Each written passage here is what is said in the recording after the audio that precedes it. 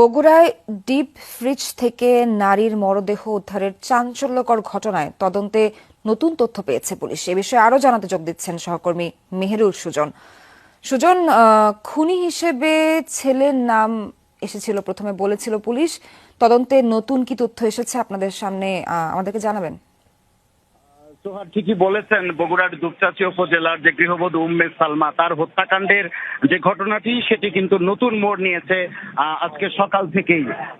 এবং আমরা যেটি এখন পর্যন্ত যে খবরটি পেয়েছি, আমরা দুপচাঁচিয়া থানা পুলিশ তারা আমাদেরকে যে তথ্যটি জানিয়েছে যে এই ঘটনায় যেখানে র্যাব ডাউন ফিড ফিট পড়ে গেছে, ফিট দিবা আবার হাতে হাতে দিচ্ছি।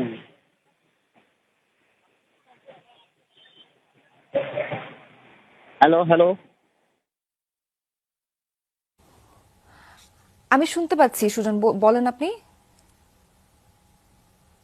আমি যেটি বলছিলাম যে দুপচাঁচিয়া থানা পুলিশ তারা কিন্তু গত দুদিন ধরেই এই তদন্ত করছেন এবং তারা যেটি বলেছেন যে গৃহবধূ উম্মে সালমার হত্যাকাণ্ডের সঙ্গে যেখানে শুরুতে বলা হয়েছিল তার ছেলে, ছোট ছেলে সাদ বিন আজিজুর রহমান সে জড়িত, সেই তথ্যটি কিন্তু পুলিশ এখন যেটি দাবি করছে যে আসলে সাদ এই হত্যাকাণ্ডের সঙ্গে জড়িত নয়।